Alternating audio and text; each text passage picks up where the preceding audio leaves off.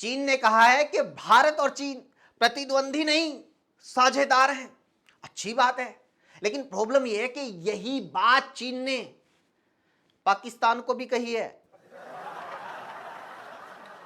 Jinping ने भारत को हाथी बोला है और चीन को ड्रैगन कहा है कि हाथी और ड्रैगन के बीच दोस्ती जरूरी है। जिनपिंग ने यही बात गधे को भी कही है।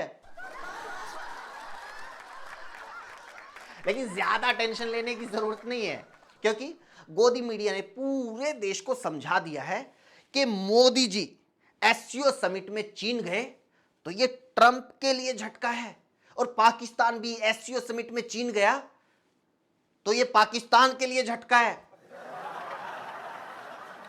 पहले मीडिया और बीजेपी कहती थी ये राहुल गांधी तो चीन का एजेंट है, ये तो चीन के साथ मिलकर भारत को अस्थिर करना चाहता है। अब मोदी जी चीन गए, बोला ये राहुल गांधी को एजेंट क्यों बना रखा है, मुझे बना लो। भाई हमारी मीडिया में चीन और भारत की दोस्ती के बारे में पता नहीं क्या क्या बोला जा रहा है। क्या डील हुई, कितना निवेश आया, कितना इंपोर्ट बढ़ेगा, कितना एक्सपोर्ट बढ़ेगा, कितनी जॉब जनरेट होगी, इस पर बात करने की बजाय सिर्फ यही दिखाया जा रहा है। मोदी के लिए रेड कारपेट बिछाई गई, मोदी के लिए डांस करवाया गया, मोदी ने ऐसे कपड़े पहने, मोदी ने वैसे वॉक की, मोदी ने उसको ऐसे देखा, मोदी ने उसको वैसे पकड़ा, मोदी ने ऐसे हाथ मिलाया, मोदी ने ऐसे गले लगाया। समझ में नहीं आता ये पीएम का विदेश दौरा है या किसी दूल्हे का प्री वेडिंग शूट। सच में यार, अब तो हमारे जो लोकल लौंडे हैं वो ताजमहल देखने आए गोरों के साथ फोटो खिंचवा के इतना प्राउड फील नहीं करते जितना मीडिया वाले गोरों के साथ मोदी की फोटो देख के करते हैं। भाई देख के हंसी आती है कि हमारे देश के पीएम पार्टी के एक लोकल कार्यकर्ता की तरह बिहेव कर रहे हैं। वो होते हैं ना जो जैसे तैसे करके स्टेज पे चढ़ जाते हैं और चीफ गेस्ट से चाय पानी पूछने के बहाने बात करते हैं और फोटो खिंचवा लेते हैं, फिर उस फोटो को सोशल मीडिया पे पोस्ट करके लिखते हैं सांसद जी के साथ क्षेत्र के विकास पर गंभीर चर्चा की। मीडिया का कहना है कि भारत और चीन के रिश्ते अब सुधर गए हैं क्योंकि गलवान हमले के बाद चीन के साथ हमारे रिश्ते खराब हो गए थे। रिश्ते खराब हो गए थे। अबे गलवान हमले के बाद मोदी सरकार ने चीन के साथ व्यापार के सारे रिकॉर्ड तोड़ डाले। इस सरकार ने चीन से इतना व्यापार बढ़ा दिया, इतना व्यापार बढ़ा दिया कि भारत का व्यापार घाटा 100 अरब डॉलर हो चुका है। चीन से इतना प्यार, मतलब इतना व्यापार मिलने के बाद भी सरकार कह रही है कि हमारे तो चीन से रिश्ते खराब थे। ये तो वही बात हुई 5 बच्चों की मां कह रही है जिंदगी में कभी सच्चा प्यार नहीं मिला।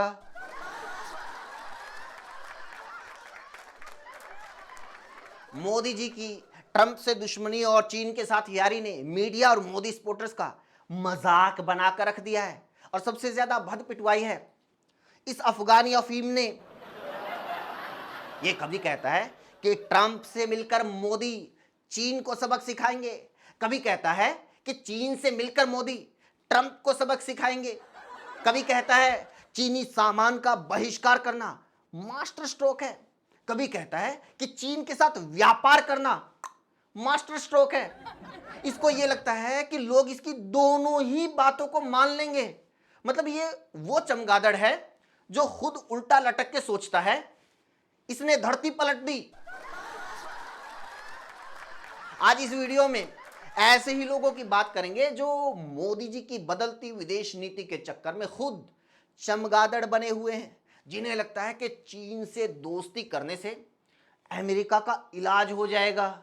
इन्हें लगता है कि आंख में मिर्ची डालने से पेट दर्द ठीक हो जाएगा।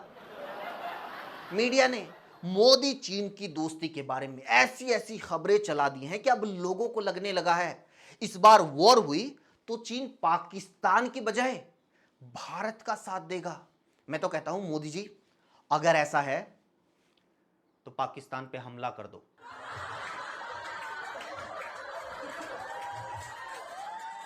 मीडिया वालों से हमारे कुछ सवाल हैं, बेसिक से सवाल। क्या प्रधानमंत्री मोदी ने चीन को कहा कि हमारे बॉर्डर से पीछे हट जाए? नहीं कहा। क्या मोदी जी ने पूछा कि गलवान में हमारे जवानों पर हमला क्यों किया? नहीं। क्या मोदी ने कहा कि ये पाकिस्तान भारत में आतंकवाद फैला रहा है? नहीं। क्या पूछा कि चीन हमेशा आतंकी पाकिस्तान का साथ क्यों देता है? नहीं। क्या पूछा कि भविष्य में चीन पाकिस्तान का साथ देगा या भारत का? नहीं। क्या पूछा कि चीन पाकिस्तान को हथियार और डिप्लोमेटिक सपोर्ट देना बंद करेगा या नहीं? अरे वो सब छोड़ो, मोदी जी इतना ही पूछ लेते कि ये चीन छोटी आंख वाले गणेश बनाना बंद करेगा या नहीं। लेकिन मोदी जी ने ऐसा कुछ नहीं पूछा। फिर भी उनका जिनपिंग के साथ फोटो खिंचवाना ही मास्टर स्ट्रोक हो गया। भाई ये कैसा मास्टर स्ट्रोक है जिसमें ना बल्लेबाज करीज पे उतरा, ना बल्ला घुमाया और ना ही शॉट मारा। अगर मोदी जी ऐसे ही ख्यालों में मास्टर स्ट्रोक मारने हैं तो ये विदेश दौरे छोड़कर ड्रीम 11 पे टीम बना लो। एक्चुअली ये वीडियो बनाने से पहले हमने भारत चीन को लेकर बहुत सारे लोगों के विश्लेषण देखे, लेकिन लगभग सभी ने एक मेन पॉइंट मिस किया। वो ये कि अमेरिका से रिश्ते बिगड़ने के बाद भारत को अपना सामान बेचने के लिए बाजार चाहिए, ना कि चीन जैसा दुकानदार जो खुद अपना सामान बेचने के लिए बाजार ढूंढ रहा है। फिर भी कुछ लोगों को लग रहा है कि टैरिफ की मार से चीन हमें बचाएगा, मतलब एक अंधा दूसरे अंधे को सड़क पार करवाएगा। यार पहले सिचुएशन को समझो। अमेरिका जो सामान भारत को बेच रहा था वो अभी भी बेच रहा है सेम रेट पर, क्योंकि मोदी सरकार ने अमेरिका के सामान पर कोई टैरिफ नहीं बढ़ाया है। उल्टा कॉटन के आयात से तो टैरिफ पूरी तरह खत्म कर लिया है। यानी अब अमेरिका भारत को अपनी कॉटन भी टैक्स फ्री कम रेट पर बेच सकेगा। लेकिन भारत के सामान पर टैरिफ लगने के चलते हमारा सामान अब अमेरिका में बिकना बंद हो जाएगा। इसलिए हमें उस सामान के लिए नए बाजार की जरूरत है। और ये जो नया बाजार है वो चीन नहीं है, बल्कि चीन तो वो कारोबारी है जिसका सामान भारत के ज्यादातर गोदाम, शोरूम और दुकानों में भरा पड़ा है। किसी गांव के बस स्टॉप पर खड़ी रेहड़ी से लेकर मेट्रो सिटी के चमचमाते मॉल्स में चीन का सामान भरा पड़ा है। चीन का सस्ता सामान भारत के मैन्युफैक्चरिंग सेक्टर को, खासकर एमएसएमई को लगभग खा चुका है। Electronics, smartphone, semiconductor, solar panel, battery, textile, garment, pharma, chemical, machinery, plastic, steel, चमड़ा, कॉस्मेटिक्स से लेकर खिलौने तक सब कुछ चीन भारत को बेच रहा है। ये चीन से लगातार बढ़ते व्यापार का ही नतीजा है कि आज भारत के कारोबारी मैन्युफैक्चरर की बजाय ट्रेडर बनकर रह गए हैं, जिनका काम है चीन से सामान लाओ और भारत में बेच दो। ये चीन से बढ़ते व्यापार का ही नतीजा है कि चीन जब मर्जी सेमीकंडक्टर की सप्लाई ठप कर देता है, जब मर्जी हमारे ऑटोमोबाइल सेक्टर की प्रोडक्शन पर रोक लगा देता है, जब मर्जी भारत में किसानों के लिए फर्टिलाइजर, खाद की किल्लत खड़ी कर देता है, जब मर्जी सोलर पैनल और बैटरी का बाजार ठप कर देता है। अब इससे ज्यादा चीन से व्यापार करना, उससे दोस्ती बढ़ाना, मतलब अपने बचे कुचे मैन्युफैक्चरिंग सेक्टर को भी पूरी तरह तबाह करना है। यह देश की अर्थव्यवस्था और सिक्योरिटी दोनों के साथ भी खिलवाड़ हो सकता है, क्योंकि आज की तारीख में चीन जिस तरह बाजारों के जरिए दूसरे देशों को कैप्चर कर रहा है, इसका एग्जाम्पल हमारी आंखों के सामने साक्षात है। हमारे सारे पड़ोसी देश अब चीन के चंगुल में इस तरह फंस चुके हैं कि निकलना मुश्किल है। पाकिस्तान, नेपाल, श्रीलंका, बांग्लादेश, मालदीव ये चीन के अधीन आ चुके हैं। श्रीलंका और पाकिस्तान जैसे देश चीन के कर्जे में यानी डेट ट्रैप में फंस चुके हैं। चीन अब पूरे वियतनाम को हड़पना चाहता है। चीन हमारे लद्दाख से लेकर अरुणाचल प्रदेश तक को हड़पना चाहता है। खुद का विस्तार करना, पूरे समंदर के ऊपर ट्रेड रूट पर कब्जा करना, चीन की ये नीति पूरी दुनिया के लिए एक ओपन सीक्रेट है। और जहां तक अमेरिका की बात है, आप एबीपी न्यूज के ये आंकड़े देखिए। ये बताते हैं कि अमेरिका से भारत का जो व्यापार है उससे भारत कमा रहा था। हमारा व्यापार मुनाफा, घाटा नहीं मुनाफा, 3.49 लाख करोड़ है, लगभग 3.5 लाख करोड़। लेकिन भारत चीन से जो व्यापार कर रहा है उससे भारत चीन की कमाई करवा रहा है। हमारा व्यापार घाटा 8.39 लगभग 8.5 लाख करोड़ रुपए है। वैसे भी जो ट्रंप का टैरिफ है वो सिर्फ एक फेज है। ट्रंप 3 साल बाद चला जाएगा। ये जिस तरह टैरिफ की वजह से अमेरिका को भी घाटा हो रहा है वो खुद एक दिन बैकफुट पर आ जाएगा। इसलिए अमेरिका के डर से चीन के चंगुल में फंसना समझदारी नहीं है।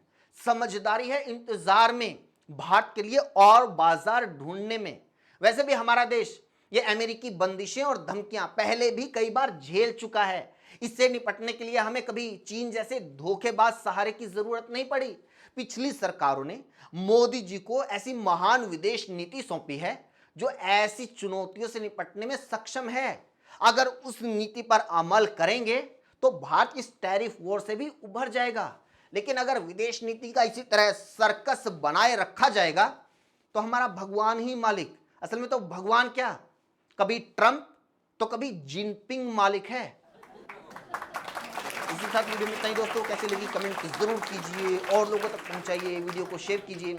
हमसे जुड़ने के लिए चैनल को जरूर सब्सक्राइब कीजिए। Thank you so much.